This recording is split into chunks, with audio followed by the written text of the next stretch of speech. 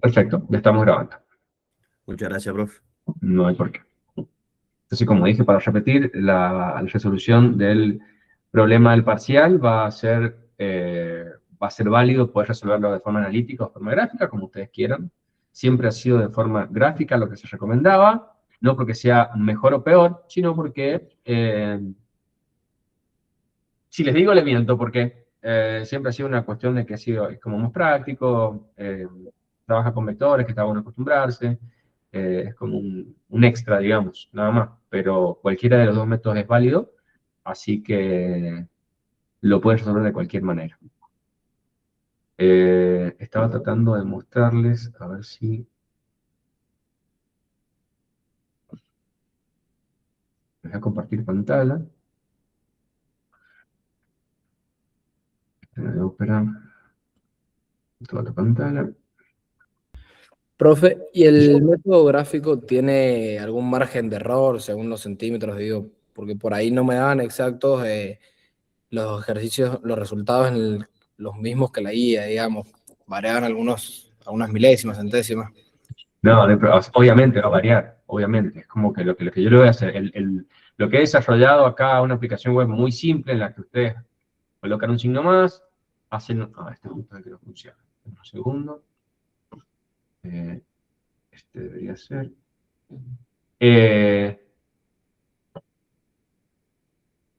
ustedes pueden hacer clic en cualquier punto, ¿sí? Pueden trazar, si hacen un segundo clic en donde quieran, lo pueden hacer, pero pueden poner el ángulo respecto de la horizontal en sentido antihorario, 45 grados, por ejemplo, y si pongo el módulo, supongamos que lo sabemos, 62. Bien, nos genera el vector. Si quiero agregar un vector nuevo o una dirección, aprieto el signo más y, como pueden ver, me identifica los puntos extremos, ¿sí?, del vector, porque yo debería pasar por alguno de los dos puntos. Supongamos que estamos haciendo velocidades, ¿no? Entonces yo me paro acá, que sería el segundo vector que tengo que colocar, y de este usualmente conozco solamente la dirección. ¿Bien? Supongamos que es menos 15 grados respecto a la horizontal, pero no conozco el módulo. Y acá me pregunta el módulo. Como no lo conozco, simplemente aprieto Enter otra vez y me genera una línea de puntos. ¿Bien? Y después iría al otro lado del igual, en el caso de velocidades, ¿sí? Arranco desde el 0 de velocidades, siempre estoy signo más antes, perdón, ¿sí? Y la dirección, el ángulo debería ponerlo, supongamos 15 grados, no conozco el módulo, coloco Enter, y cuando hago Enter, me cruza las dos rectas que no tienen vector, ¿sí? Y donde está la intersección, me coloca los vectores con el sentido adecuado. Ahora, la realidad es que a mí me sirve que ustedes pongan el vector y que no lo hagan, que no lo haga automáticamente el software, ¿sí?, o la app, porque eso da seña de que ustedes están entendiendo la ecuación que está representada en este trazado, que sería el vector rojo más el vector azul igual al vector verde. ¿Bien? Y eso es lo que estoy tratando de lograr, poder hacer que no me trace los vectores y estoy modificando la programación. ¿Bien? Como también agregar el hecho de que si yo agrego un vector y pongo este, cuando agrego un segundo vector, la posibilidad de decirle que sea perpendicular a un vector X. ¿Bien? O una dirección particular. Pero no he podido terminar de desarrollarla la aplicación. Entonces, por eso estoy en proceso y no lo he podido terminar. Pero no ha habido tiempo, esa es la verdad. Entonces, por esa razón, les voy a dar la posibilidad de trazarlo gráficamente para el que quiera, ¿sí? Y ahí contesto finalmente tu pregunta. Y en el trazado gráfico, yo voy a tener errores de lectura, ¿sí? Por eso, si yo tengo una hoja A4, el vector más grande, ¿sí?, o el vector que yo conozco, que en velocidades voy a conocer uno, ¿sí?, tiene que tener al menos la mitad de la hoja del tamaño. ¿Para qué? Para que cuando trace los otros dos, me queden lo suficientemente grandes para que cuando yo tome la lectura y lo multiplique por la escala, tenga el menor error posible. Pero si tengo un vector que mide 25 milímetros por segundo, y ustedes hacen una escala 1 a 1, es decir, 25 milímetros por segundo son 25 milímetros reales, les queda un vector así de chiquito. Y cuando ustedes lean con la regla, porque no tienen un calibre que tenga décimas de milímetro, van a tener bastante error. Y yo no los voy a evaluar mal, ¿sí? Porque hay un error en el módulo, porque es un error de lectura. Pero si veo que hacen el trazado, que de por sí va a tener errores de precisión, porque vamos a leer con el ojo, con una regla que no es perfecta, no tiene el nivel de precisión que necesito, la resolución que necesito, al menos háganme un vector lo suficientemente grande para que exprofeso, es decir, por decisión propia, ustedes puedan contar con el mejor resultado. ¿Sí? Si me hacen un vector así chiquito, no va a estar bien. ¿Por qué? Porque están incurriendo en un error, no voy a decir a propósito, pero sabiendo que pueden solucionarlo de otra manera. O sea, no de otra manera, pero aumentando sí el módulo, no el módulo, sino la escala para que el vector sea más grande. ¿Se entiende? ¿Sí? Bien. Sí, profe. Es. ¿Qué otra consulta, chicos? Yo tengo una duda con la aplicación que está para instalar, que no me deja cambiar el ángulo de los eslabones. Sí, es más complejo. En el linkage, cuando estás tratando de determinar, de poner un ángulo, es muy engorroso. Por eso, ¿qué es lo más fácil? Ahí lo buscamos. Lo más fácil es hacer lo siguiente. Estoy acá, voy a agregar un eslabón. Un eslabón. La idea es que tengamos una clase de esto, pero bueno, si no lo está usando, excelente. Pero para hacer el mecanismo, voy a ir acá. ¿Dónde están ustedes? Acá.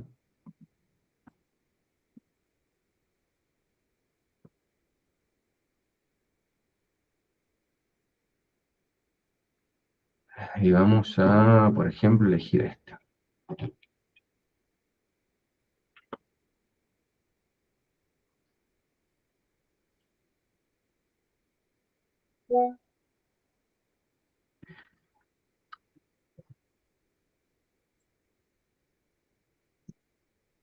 Solamente voy a guardar una imagen, ¿sí?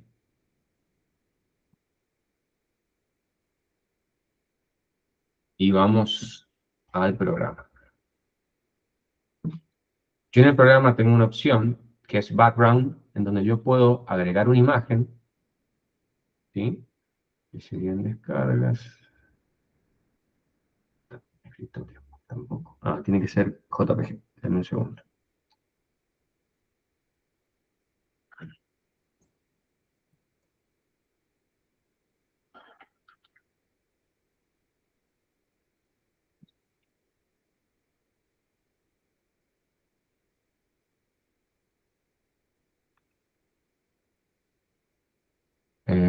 JPG. Y ahora vamos al programa. Y acá tengo. Entonces yo puedo importar una imagen a la que le puedo cambiar la transparencia para que no se vea, para que se vea menos o más, para poder dibujarle arriba. Y yo, encima de esta imagen, puedo dibujar el mecanismo. ¿Bien? ¿De qué me sirve esto? Y para poder plantear, si la puedo mover la imagen, no, para poder plantear encima el mecanismo que en teoría es el que corresponde esquemáticamente, ¿sí? Claramente con los ángulos que en teoría corresponden, porque voy a copiar o voy a dibujar encima del dibujo. Entonces no voy a tener que estar calculando los ángulos para poder armarlo, y me soluciona un poco. Ah, hay gente que está intentando entrar. ¿O no? ¿No? Ah, Emiliana, no. Pensé que había gente tratando de entrar. Bien.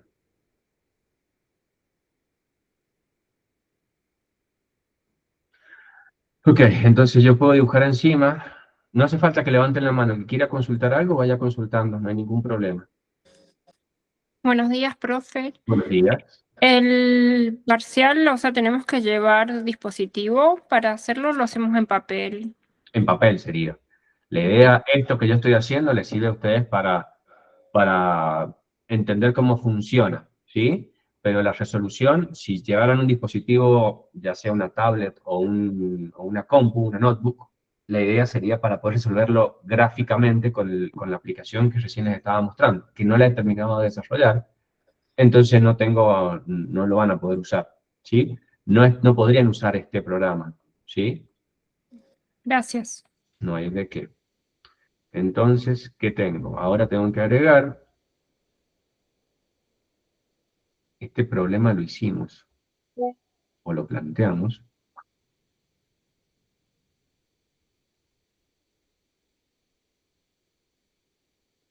Dijimos que este, ese y ese están alineados.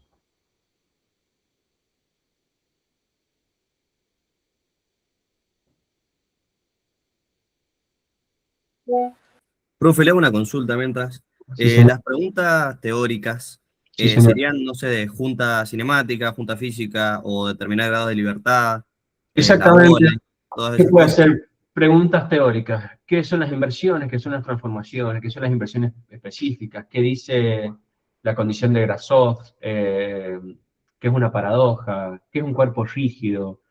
Ok, ¿Cuáles son los grados de libertad para un cuerpo rígido? ¿Cuáles son los grados de libertad para un mecanismo? ¿Qué es un mecanismo? ¿Qué es una cadena cinemática?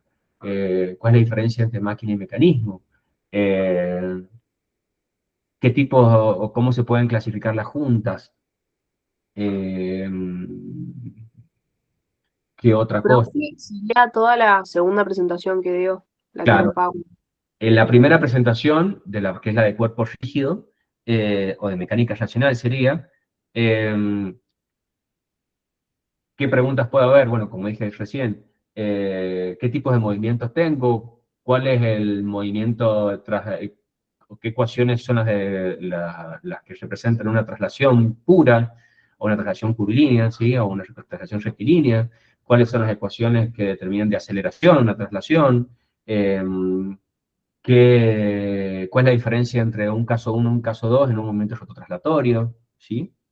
Esas son las preguntas teóricas que podrían haber. ¿Se ok, entiende? profe.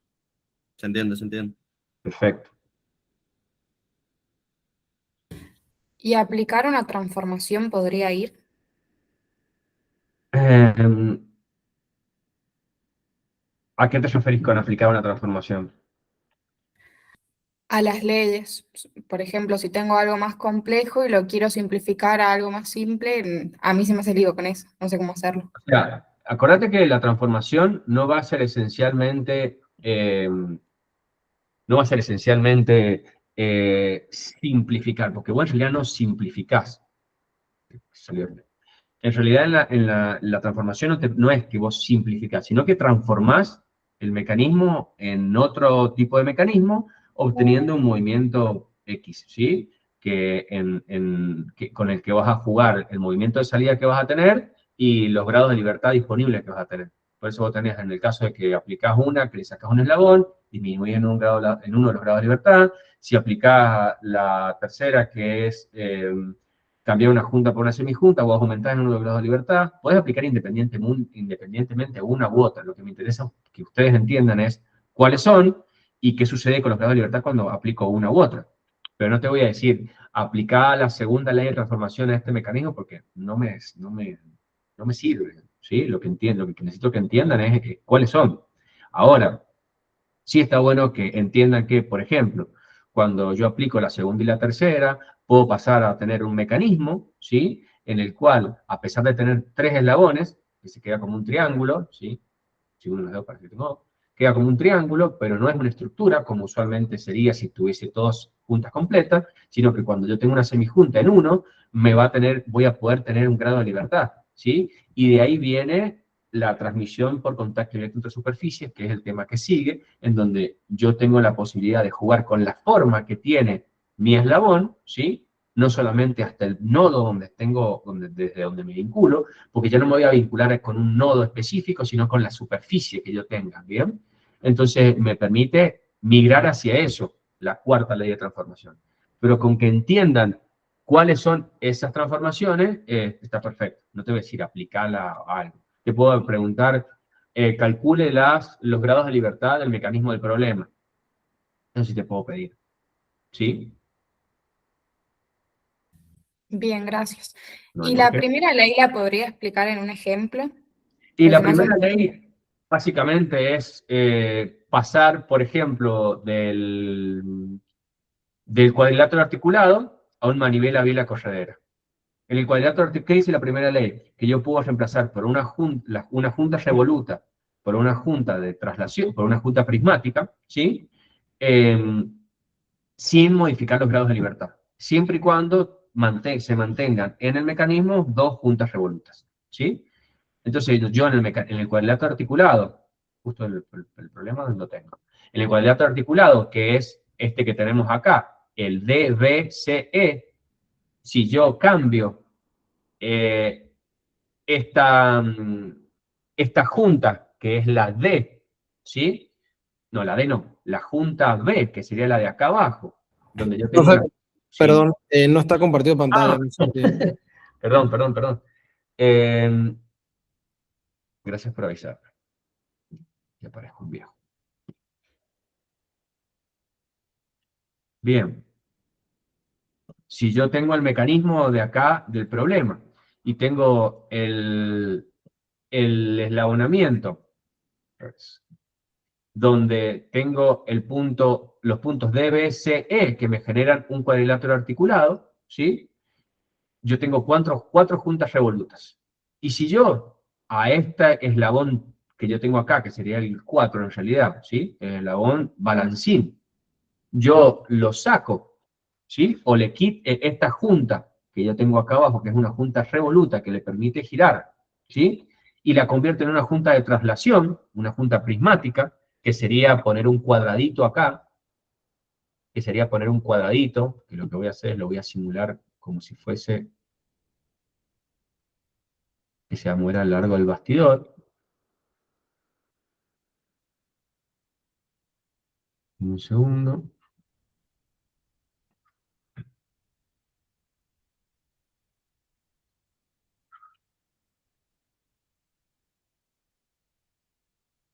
Yo antes, ¿qué tenía? Yo antes tenía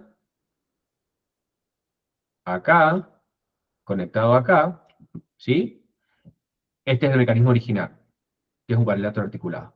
¿Y qué hace este eslabón violeta? Se mueve para un lado y para el otro, ¿sí? Un balancín, una rotación parcial. Y rota respecto a este. Ahora, si yo saco este eslabón que yo tengo acá, que está rotando con esta junta completa revoluta acá, lo saco y lo convierto en este cuadradito a ese eslabón, que ahora ya no rota respecto a un punto, sino que se desliza, es una junta prismática. Pero el eslabón sigue estando, que es este cuadradito que está acá. Lo único que he hecho es dejar de hacer que pivote respecto a un punto y ahora se desliza respecto a una dirección particular. ¿Sí? Entonces, ¿qué obtengo? Sigo con un mecanismo que tiene un grado de libertad, que sería la entrada en la manivela, y obtengo un movimiento de salida. ¿Se entiende?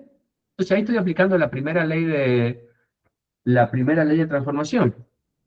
He reemplazado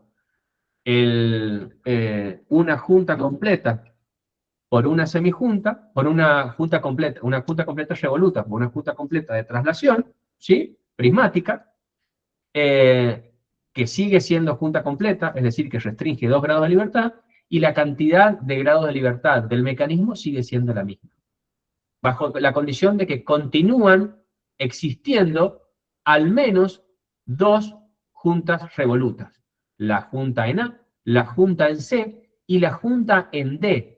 ¿Que cuál es la junta en D? La junta en D es la unión entre el bloquecito cuadrado y el eslabón azul, que es una junta revoluta, porque está haciendo esto el eslabón. ¿Sí? Es una junta completa. Entonces sigo teniendo una junta revoluta acá, una junta revoluta acá, una junta revoluta acá, y ya tengo después entre el punto, entre la corredera D, que es el cuadradito, que es mi eslabón, junto con el bastidor, una junta prismática que también es completa, que le permite el deslizamiento. ¿Se entiende lo que acabo de decir?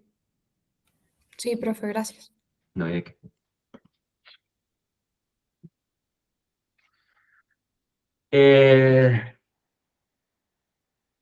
¿Qué otra pregunta? Bueno, el problema es este. Vamos a ver qué tenemos acá. Como ya hemos dicho, ¿qué mecanismos tenemos articulados aquí? ¿Cuáles son los mecanismos que ustedes reconocen? No se ve, profe. Cierto. Pasa que no sé por qué corté la presentación.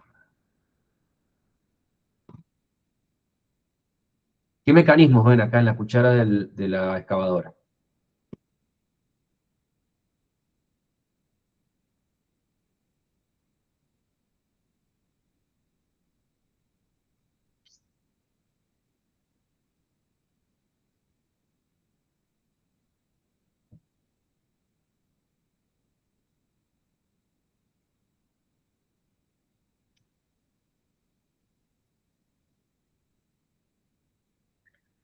¿Alguno? ¿Cuál es el mecanismo DAB? ¿Cuál es el mecanismo DBCE? El DBCE es un cuadrilátero articulado Bien, y el otro no es un manivela biela corredera. bien. No. El ADB no es un manivela biela corredera.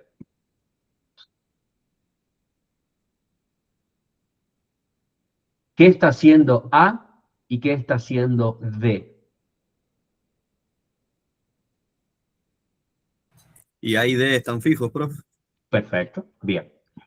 ¿Qué hace el eslabón DB? Rota respecto de D. Perfecto. ¿Qué hace el eslabón AB? Varía el módulo, digamos, sería el módulo. ¿Y qué más Varía hace? su longitud y creo que rota también Perfecto. respecto de A. Entonces, si entre A y B hay no solamente una rotación respecto de A, sino que una variación en la distancia, en realidad acá hay dos eslabones. Este es uno, que es la parte externa de este cilindro, y después tenemos este que está conectado en B, que se introduce dentro de este cilindro, que es lo mismo que plantear esto de esta manera. Pongo acá un bastidor, ¿sí?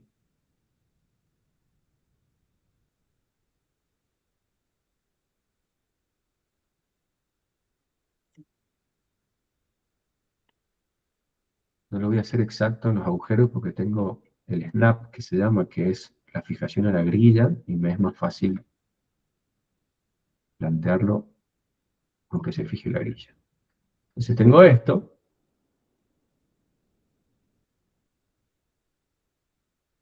Bien. Tendría esto, pero la realidad es que este cuadrilátero articulado está bien. Si yo le doy movimiento a la barra DB, la cuchara también debería moverse, que es el eslabón CE. ¿Bien? Pero yo tengo que lograr de alguna manera que esta distancia AB vaya variando. ¿Bien? Entonces, ¿qué tendría que hacer? Tendría que colocar un eslabón y el punto que acá le llama K, ¿sí? O el eslabón, o el punto B, va a trasladarse a lo largo de esta longitud. ¿Sí? Porque eso es lo que está haciendo. Entonces,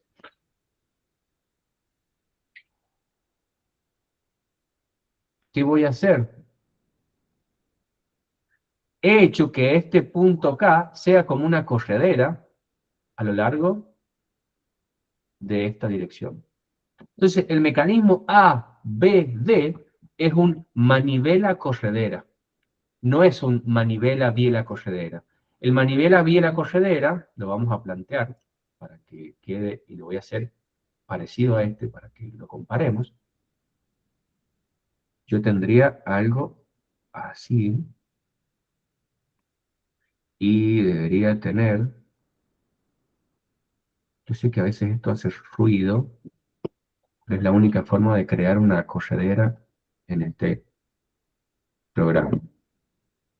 No piensen en este eslabón que acabo de poner, ¿bien? Simplemente es un lugar, una dirección bajo la cual este punto T se va a mover, nada más, ¿sí? Piénselo de esa manera. Ahora, ¿cuál es la diferencia entre ABD y este TRQ? La diferencia está en que este eslabón mantiene su longitud y rota respecto a este punto. Lo mismo que hace DB.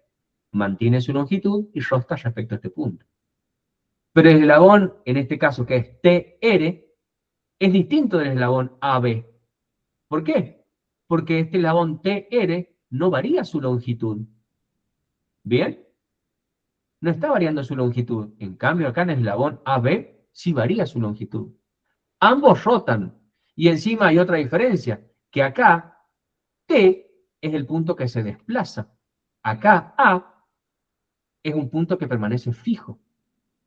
Entonces, si yo le doy movimiento a este manivela biela corredera, que tengo acá arriba, lo voy a hacer más chico porque si no me va a alargar el show. No puedo hacer al mismo tiempo. Denme un segundo. ¿Cómo hago? Esto lo vamos a hacer.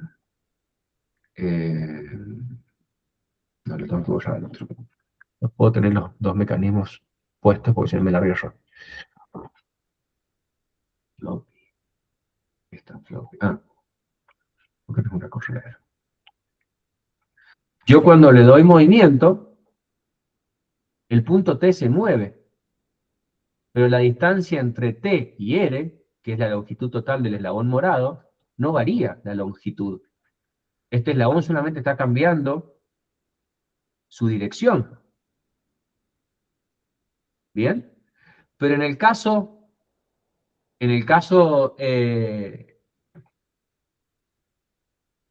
este que tengo acá, voy a usar el mismo eslabonamiento para que sea más simple.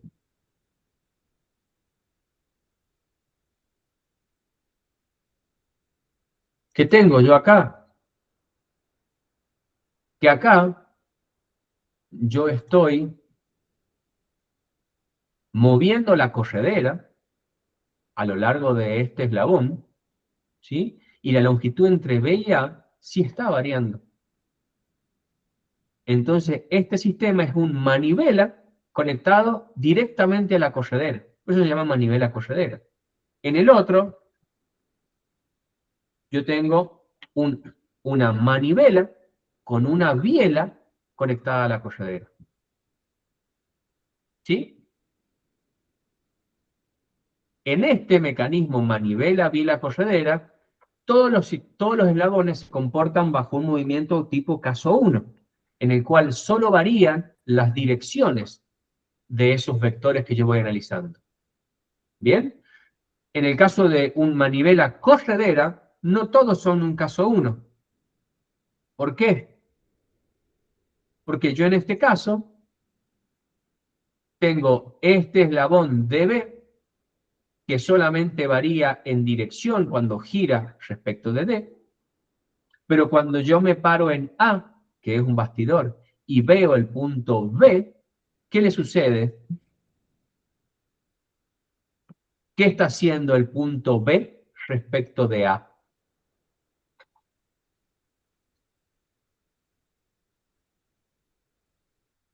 Cambia la dirección y el módulo.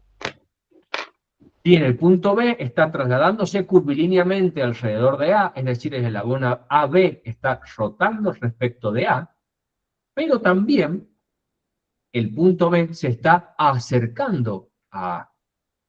¿Bien? Entonces, cuando yo me pare en A y vea B, si yo me quedo quietito como sistema de referencia, ¿sí? Y veo B, voy a ver que varían dos variables. Primero, la longitud de ese vector y segundo, la dirección de ese vector. Entonces, ¿qué tengo que hacer con mi sistema móvil? Y mi sistema móvil te voy a tener que ponerlo que gire con este eslabón, para yo ver solamente que el punto B se acerca o se aleja. Pero en la ecuación, eso modifica la ecuación y me agrega en velocidad un término que es la velocidad de deslizamiento, y en la aceleración me agrega dos términos que es la aceleración de Coriolis y la aceleración de deslizamiento. ¿Bien? Entonces en este tengo un manivela corredera junto con un cuadrilátero articulado. Entonces, en función de cómo se mueva o se extienda este eslabonamiento, el manivela corredera, yo voy a hacer que la pala se mueva para adelante o para atrás. ¿Se entiende? Si quiero, puedo ponerlo como un actuador lineal a esto, que es lo mismo, es un cilindro, al que yo lo puedo manejar.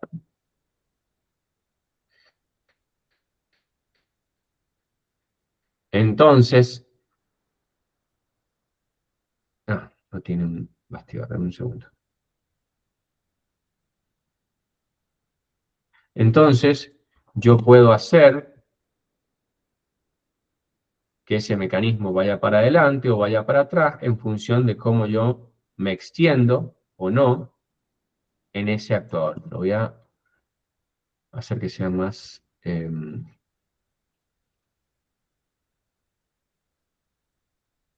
hacer el movimiento. Dame un segundo.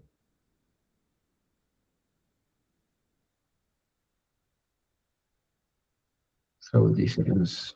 Ahí está. Quiero ver si se pueden ver los eslabones mucho más gruesos. Dame un segundo. No, no puedo.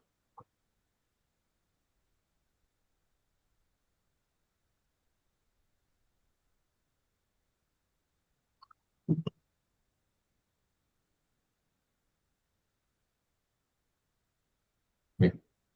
Déjenme que cambie los eslabones para que se vea más, porque si no, no se ve nada. Entonces yo voy a tener un mecanismo concatenado, es decir, voy a tener un cuadrilátero articulado, que es mi eslabonamiento de salida, y un manivela corredera, ¿sí? Que lo que está haciendo es ingresar el movimiento a la cuchara. Entonces, ¿cuál es el movimiento de entrada? Y cuánto se extiende mi actuador, y en función de eso, yo voy a poder tener 30. Yo voy a poder modificar la cuchara. Entonces, ¿qué hago? Yo la extiendo y se mueve la cuchara, en función de cómo se mueve el punto B. ¿Y qué estoy controlando yo? La velocidad con la que se aleja B de A. Eso controlo. Entonces, cuando nos vamos al enunciado del problema, que estaría acá, ¿sí? ¿Qué nos dice el enunciado del problema? La velocidad angular de la pala, es decir, CE, que se muestra en la figura, es de 1 radián por segundo, en el sentido de las manecillas del reloj. Es decir, hacia adentro, es horario, ¿sí? Un eslabón, un vector omega que es perpendicular y entrante a la pantalla. La aceleración angular es 0, es decir, alfa es 0. Determine la razón de cambio de la razón a la que se está extendiendo el actuador hidráulico B. Es decir, B se está alejando de A, se está extendiendo, si ese cilindro, para que CE se mueva en el sentido de las manecillas del reloj. ¿Bien? En sentido horario. Y lo que le está preguntando es la aceleración que tiene AB. La velocidad y aceleración, tendrías que calcular la velocidad relativa y la aceleración relativa del punto B respecto de A. La relativa, ¿sí? Porque vos estás extendiéndolo a una cierta velocidad y es lo único que te importa. ¿Sí? Entonces, ¿Qué estaría sucediendo? Y vos tenés que iniciar tu problema de atrás para adelante. Es como si estuvieses entrando por CE con un movimiento horario y vas a calcular la velocidad relativa de B respecto de A. Entonces, te parás en E y mirás C. Y después te parás en C y mirás B. Y después te parás en D y mirás B. Y ahí encontraste la velocidad absoluta de B. Absoluta. Y ahora planteas una ecuación en la que te tenés que parar en A y mirar, te parás en D y miras B, y parás en A y miras B. Y cuando te parás en A y miras B, dentro de la ecuación, como es un caso 2, está la velocidad relativa de B respecto de A. Y ahí es la velocidad a la que se está extendiendo tu cilindro. ¿Bien? ¿Se entendió lo que acabo de decir? Bien, Emiliano, gracias. Ojalá. Bien. Entonces, vamos a otro problema. A este que tenemos acá. ¿Qué tenemos acá? ¿Qué mecanismo es este?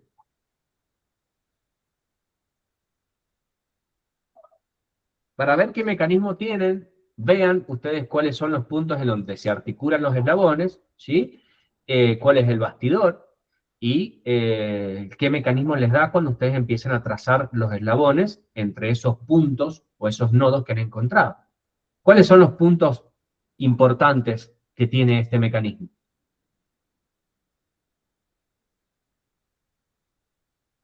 Serían A, B y C y sería una manivela corredero, ¿no? Muy bien, muy bien. Una manivela corredera. ¿Cuál es qué hace el eslabón AB?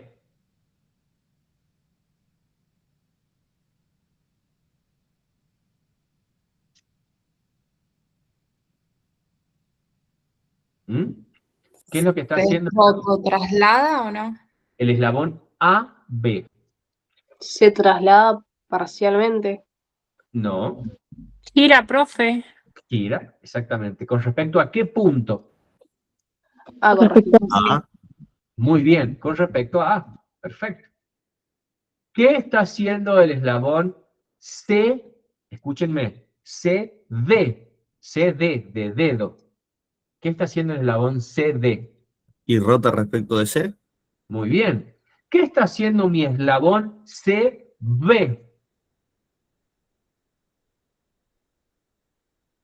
¿Se traslada? No. ¿Qué hace CB? Rota respecto de C también. ¿Y qué está haciendo B respecto de C? Se aleja y se acerca, digamos. Bien, todas estas cosas ustedes tienen que ver, que solamente están de mirarlo. Entonces, cuando ustedes están evaluando, vamos a ver qué dice el enunciado. El mecanismo de retorno rápido consta de una manivela AB, un bloque corredizo B y un eslabón ranurado CD. Si la manivela tiene el movimiento angular que se indica, es decir, una rotación, una velocidad angular antihoraria de 3 radianes por segundo y una aceleración angular antihoraria también de 9 radianes por segundo al cuadrado, determina el movimiento angular, es decir, el omega y también el alfa, del eslabón, o sea, del eslabón CD. Entonces, ¿qué harían ustedes para resolver este problema? ¿Dónde se pararían primero? Y en A para mirar B. Bien, perfecto.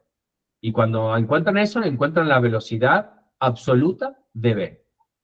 ¿Y ahora qué harían? En C para mirar B. Ok. ¿Y qué ecuación usarían para pararse en C y mirar B? Caso 2, ¿sí? Perfecto. Y listo. Y lo resuelven el problema. Y puede hacer el trazado gráfico. Tienen esas dos ecuaciones para plantear nada más. ¿Bien? El cuadrilátero articulado va a precisar de 3 ecuaciones. Pararse en A, pararse en B y pararse en D, si usamos una terminología estándar, ¿sí? El manivela biela corredera van a tener que hacer 2 ecuaciones, ¿sí? Pararse en A y mirar B, y pararse en B y mirar C. Ah, miren, justo acá tenemos uno. Pararse en A y mirar B, y pararse en B y mirar C. Y en el manivela corredera también tienen 2 ecuaciones. Pero particularmente, las dos ecuaciones que plantean, las dos son desde el bastidor. Me paro en A y miro B, y me paro en C y miro B. En el manivela biela corredera, que es este, ambas ecuaciones van a ser de caso 1, porque me paro en A y miro B, y B lo único que hace el vector AB, o B respecto de A, solamente cambia de dirección, y cuando me paro en B y veo C, el vector RC respecto de B solamente varía en dirección. Pero cuando me paro en A y miro B, el vector R de B respecto de A solamente varía de dirección, pero cuando me paro en C y miro B, el vector RB respecto de C varía tanto en dirección como en módulo. Entonces la ecuación que voy a usar cuando me paro en C y miro B va a ser una ecuación caso 2. ¿Sí? Y la resolución gráfica o analítica solamente dependen de que hayan aplicado bien las ecuaciones, hayan elegido bien el tipo de, hayan identificado, no elegido, identificado bien el tipo de movimiento que tiene cada eslabón y la ecuación que respalda ese tipo de movimiento. Un caso 1 o un caso 2. Si lo hacen analítico, van a plantear las ecuaciones y cada vector tendrá una componente y una componente j, y después tendrán que, llegado a un punto donde tengo las ecuaciones, mi ecuación final, separo entre x e y resuelvo con las incógnitas que tenga, ¿sí? Y si lo han hecho de forma gráfica, cada vector, ustedes van a trabajarlo como, con un módulo durante las ecuaciones, y una vez que ya tienen todo, van a ir al trazado gráfico y van a graficar módulo y dirección. ¿Sí? De algunos van a tener módulo y dirección, de otros van a tener solamente dirección. Y la resolución del sistema está en siempre dejar para el final de cada lado del igual el trazado de los vectores de los cuales se conoce solamente la dirección, para que después se intersecten esas dos direcciones y yo pueda resolver mi sistema. ¿Bien? El problema es eso nada más. Acá hay otro problema, que es este que está acá. Dice, en la figura de, de esta grúa extensible, ¿sí? No se llama, no sé cómo se llama esta máquina. Tenemos como dato de entrada que el eslabón AC se mueve a 5 grados por segundo y la aceleración angular AC es menos 2 grados por segundo al cuadrado. ¿Sí? Me pide, ¿sí?, que determine cuál es la aceleración angular de este eslabón BC y a qué velocidad se extiende el punto C respecto de B. ¿Sí? En realidad sería la razón de cambio de la razón, es decir, la aceleración de este punto C relativa respecto de B. ¿Y qué mecanismo es este?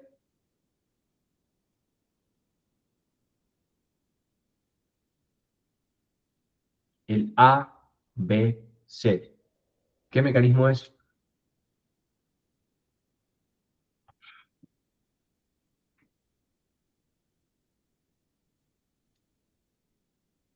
No me acuerdo el nombre, profe, pero es el mismo que habíamos visto antes en la máquina. Manivela corredera. ¿Bien? Cuadrilátero articulado, manivela biela corredera y manivela corredera. Ok. ¿Bien? El problema va a ser simple, no se preocupen, ¿sí? Lo que tienen que ustedes practicar es ¿cómo se llama? Identificar, saber identificar qué mecanismo es. Si ustedes ven que entre dos puntos de interés, que son, ¿cuáles son los puntos de interés? ¿Cuáles son los nodos? A, B y C. Y entre A y C no hay cambio de distancia. Entre B y C sí hay cambio de distancia, entonces sí o sí eso es un manivela corredera en alguna situación. ¿Sí?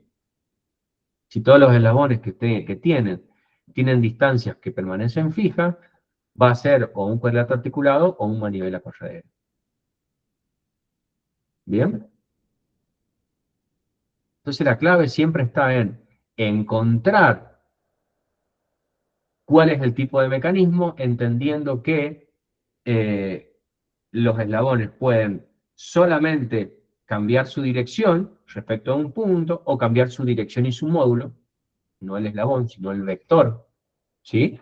Y eso va a determinar qué tipo de mecanismo es y qué ecuaciones voy a tener que utilizar para analizar cada eslabón. Y el resto es aplicar la ecuación nada más. La ecuación para un caso 1 va a ser la velocidad de un punto, va a ser igual a la velocidad desde donde estoy mirando, más la velocidad de ese punto que estoy mirando respecto desde donde estoy mirando. La velocidad de B es igual a la velocidad de A. La velocidad de B va a ser igual a la velocidad de A, porque estoy mirando desde A, más la velocidad de B respecto de A. Si yo tengo mi sistema móvil acá, vamos a hacerlo desde el punto B, que es más representativo.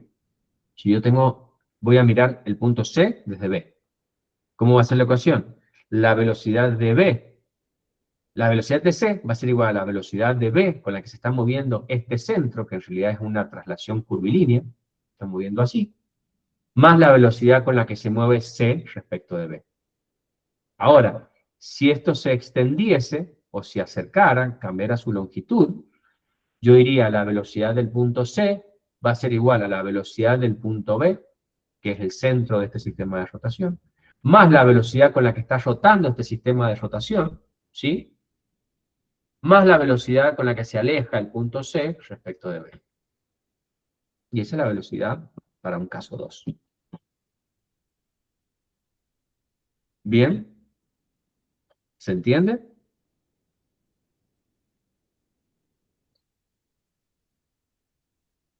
¿Se entiende, profe? Bien. ¿Qué otra pregunta tienen?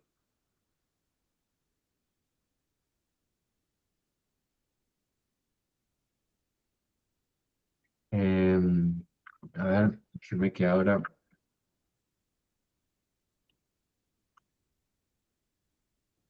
Profe, yo tenía una consulta de la forma gráfica de la aceleración. Sí. ¿Qué consulta? ¿Es indiferente poner el cero absoluto en la normal o en la tangencial de la aceleración que conozco todos los datos?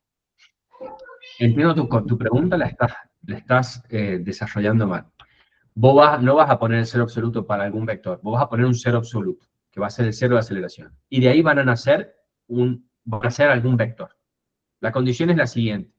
Solamente pueden nacer del cero de aceleraciones aceleraciones que sean absolutas. Como así también para velocidades, desde el cero de velocidades solamente pueden nacer desde el cero de velocidades absolutas. ¿Qué significa que sean absolutas? Que son velocidades que están vistas desde el bastidor. ¿Bien? La aceleración normal o la tangencial de un eslabón que esté conectado al bastidor, ambas son absolutas. Y podés usar una u otra. Querés arrancar por la tangencial y después la normal, o por la normal y después la tangencial, es lo mismo. Siempre y cuando traces aceleraciones absolutas desde el cero de aceleración. ¿Se entendió? Sí, sí, sí. Y yo lo que hacía era que por lo general, por ejemplo, el vector RBDA, por ejemplo, tenía un cierto ángulo que me lo dan. Yo hacía con líneas de punto ese vector y sobre ese, por ejemplo, hacía la normal, con ese ángulo. Está bien Bien, que lo empieces así. Con claro. la velocidad es lo mismo. Sí, a ver si, déjenme encontrar la vuelta para poder dibujar acá. Debería tener una aplicación que es el poder tener una whiteboard, que no sé si tengo. Pantalla completa, fondo de efectos.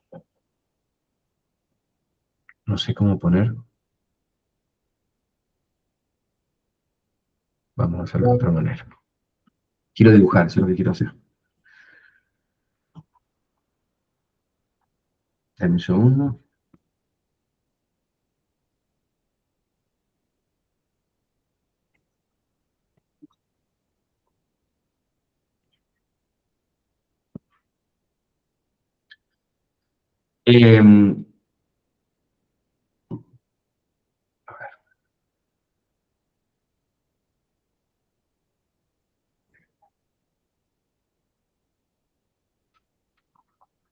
Entonces yo tengo acá y voy a trazar voy a encontrar un punto, ¿sí? Voy a trazar, si mi eslabonamiento es este, ¿sí? Ese es mi eslabonamiento. Y voy a trazar los puntitos acá, que son mis nodos, ¿sí? Y también tengo que hacer un triángulo, que ya que estamos haciendo las cosas bien. Tengo mi eslabonamiento ahí, ¿no es cierto? Entonces lo primero que voy a hacer en aceleración, yo sé que cuando me pare en este punto y vea este otro punto, ¿qué dirección va a tener la aceleración normal? Paralela a la recta que los une, digamos. Perfecto. Entonces, ¿qué debería hacer yo?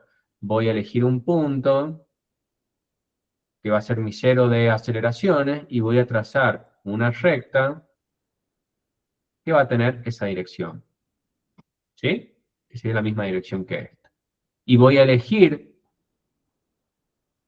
como en teoría yo ya tengo el módulo de ese vector, le voy a poner una punta, en un segundo,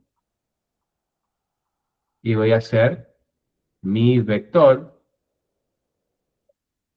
con una dirección que tiene que ir hacia abajo porque ya lo dibujé. ¿Por qué va hacia abajo este vector de la aceleración normal? Porque el sentido era hacia el centro digamos,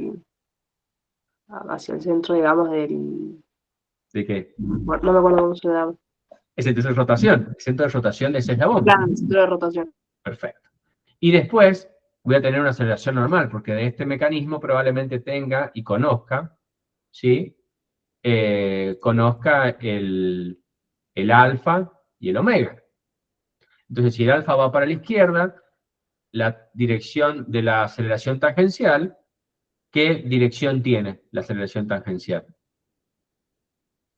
Perpendicular. Perfecto. Entonces, voy a hacer un vector que va a ser perpendicular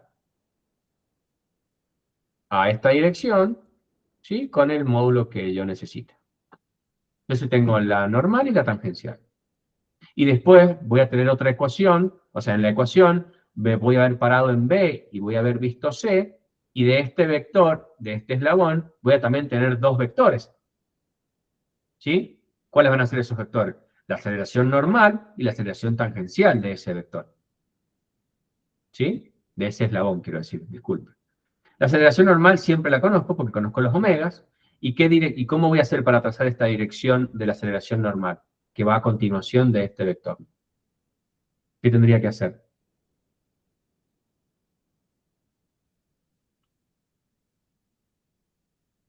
¿Mm? ¿Cómo hago para trazar la aceleración normal de este vector? De este eslabón. Y trazarlo con una recta paralela. Perfecto. Trazo una recta paralela. Ahora vamos a editar para que quede paralela, paralela. Bien. Que esta debería ser en línea punteada.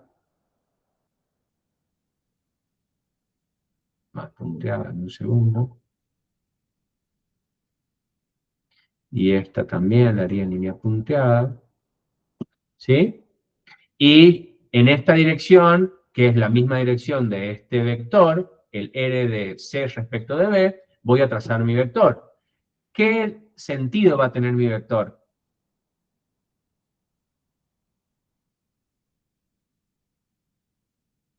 ¿Mm? Hacia el centro de rotación. Hacia el centro de rotación. Entonces voy a nacer en ese extremo y voy a ir hacia el centro de rotación. Supongamos que tenía ese módulo. Y ahora debería tener la ecuación, o sea, debería tener el otro vector que es la aceleración tangencial de este eslabón, es decir, de este punto respecto de este. Pero de ese vector solo conozco su dirección. ¿Qué dirección tiene la aceleración tangencial de este punto respecto de este?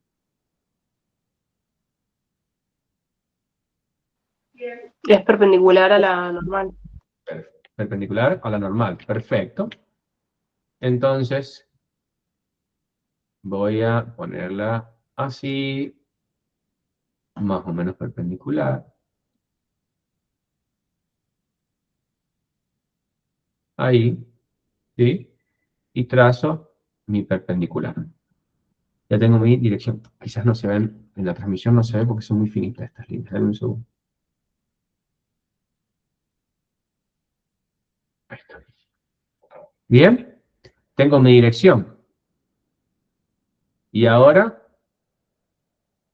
¿puedo hacer algo? Y no puedo hacer nada. Porque solamente tengo la dirección de ese vector. No tengo el módulo. Entonces me tengo que ir de vuelta al cero de aceleraciones y en la ecuación, me voy del otro lado al igual, tengo la ecuación correspondiente a cuando miré este punto respecto de este. Y voy a tener una aceleración normal y una tangencial. Entonces voy a trazar la aceleración normal si la conozco. Entonces voy a trazar una dirección que tiene que ser ¿cuál es la dirección de la aceleración normal de este eslabón?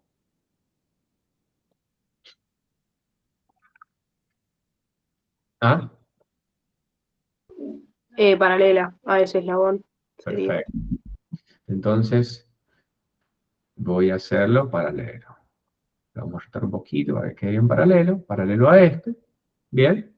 ¿Y cuál es el sentido que tiene que tener ese vector de aceleración normal?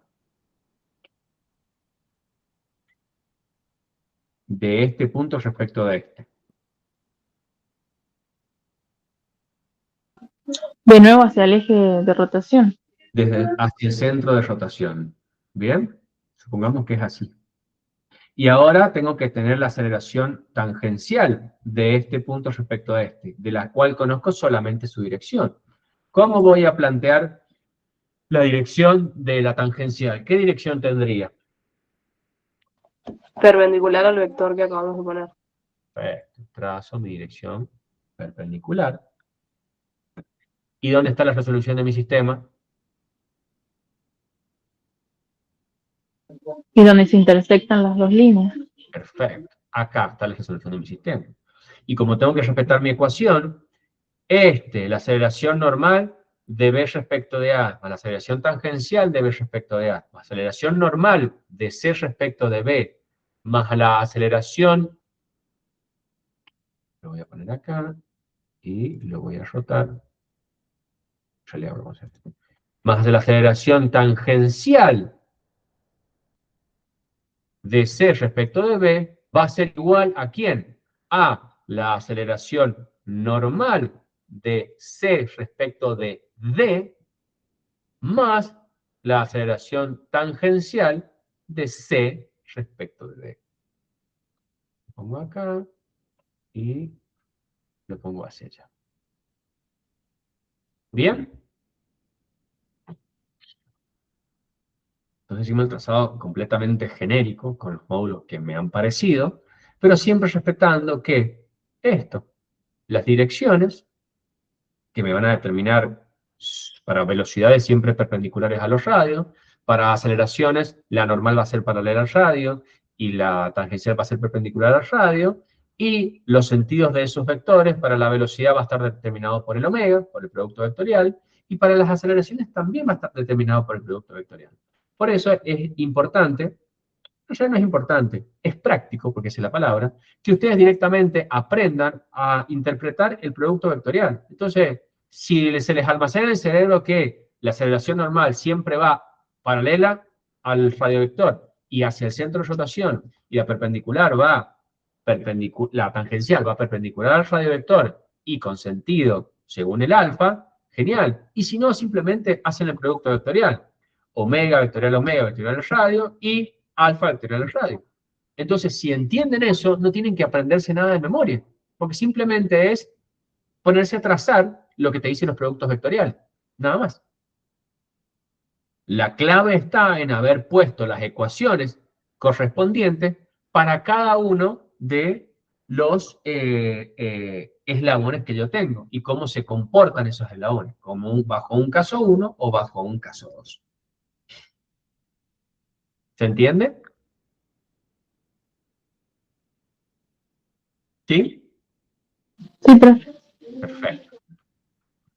Entonces, si a mí me pidiese la aceleración total del punto C, yo debería agarrar y llevarla hasta acá, desde el 0 hasta el final.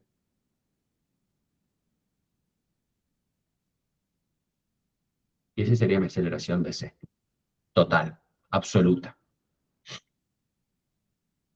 ¿Se entiende?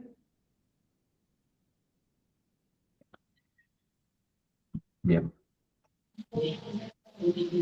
Profe, perdón, yo tengo una duda. En ¿Sí? el ejercicio de la pala, Sí. ¿de dónde tengo que empezar a mirar? Porque sé que es de donde tengo los datos, pero al tener los dos mecanismos combinados, se me hace un poco de... En ese caso, simplemente vos lo pensás eh, como si fuese dos mecanismos independientes. ¿De dónde tenés los datos? Y tenés los datos de CE. Entonces un cuadrilátero articulado. Che, yo quiero dibujar y no puedo dibujar. Bueno, no importa. Yo tengo el eslabón de entrada, sería el CE, es decir, es una manivela que está abriéndose, es decir, girando en sentido horario, y el eslabón BD se va a ir acompañando ese movimiento. Y lo que te están pidiendo a vos es a qué velocidad deberías extender tu cilindro, que está empujando así, extendiéndose, para obtener esta velocidad. Porque eso es lo que te está preguntando. Porque en realidad, la realidad de este mecanismo es, yo voy a empujar el cilindro, bien, y empujando el cilindro voy a obtener la rotación, el cabeceo de esa pala. Pero en este caso a vos te están dando el cabeceo de la pala, la velocidad a la que está girando la pala, que se está clavando la pala, y tenés que calcular la velocidad de extensión. Entonces vas a plantear dos mecanismos. Voy a decir, perfecto, yo voy a pararme en E, voy a ver C, voy a parar en C y voy a ver B, y voy a parar en D y voy a ver B, para encontrar la velocidad de B, absoluta. Y cuando tenga eso, ¿qué voy a tener? Y me voy a parar en D y voy a ver B, que es el mismo paso del último paso anterior, y me voy a parar en A y voy a ver B. Son dos resoluciones de mecanismos. ¿Bien? ¿Con qué objetivo? Con el objetivo de encontrar la velocidad relativa o de deslizamiento de B respecto de A. ¿Sí? Pero arrancás parada en donde vos tenés todos los datos, que es, y donde te conviene más, que es lo que siempre dijimos, me voy a parar siempre en un lugar donde esté el bastidor. ¿Por qué? Porque me saca una variable de la ecuación. Y segundo, de donde tenga datos, que son tus parámetros de entrada, que va a ser la velocidad angular con la que gira este eslabón CE. Pero son dos resoluciones de mecanismo, una seguida a la otra. ¿Se entiende? Perfecto. Sí, gracias. Genial.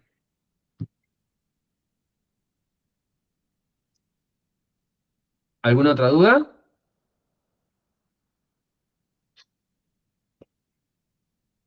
A ver.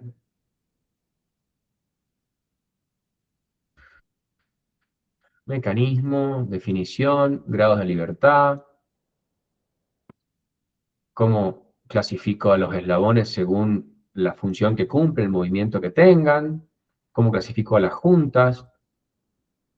Qué tipo de juntas conozco. Cuál es la diferencia entre cadena cinemática y mecanismo, que es básicamente que el mecanismo es un conjunto de eslabones y juntas, pero uno de esos eslabones está sujeto al sistema de referencia, es decir, no tiene grados de libertad, que es el bastidor.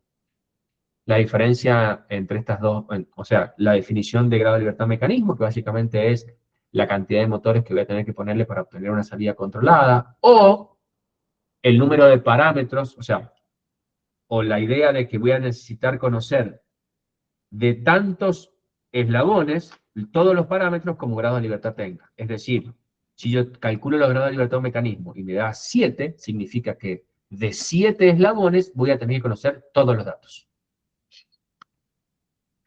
La determinación de este grado de libertad, ¿sí? La ecuación, digamos, que uno aplica, las leyes de transformación, que ya le hemos dicho que son las 4, la condición de Grasov, ¿sí? Que pronostica el comportamiento de las inversiones, es decir, pronostico o preveo la rotabilidad de algún eslabón, ¿sí? Bueno, y siempre instantáneo lo vemos después. ¿Se entiende? Y de cuerpo rígido, ¿qué tenemos? Entender las ecuaciones, que son estas, que la velocidad de B igual a la velocidad de A y la aceleración de B es igual a la aceleración de A para una traslación, ¿sí?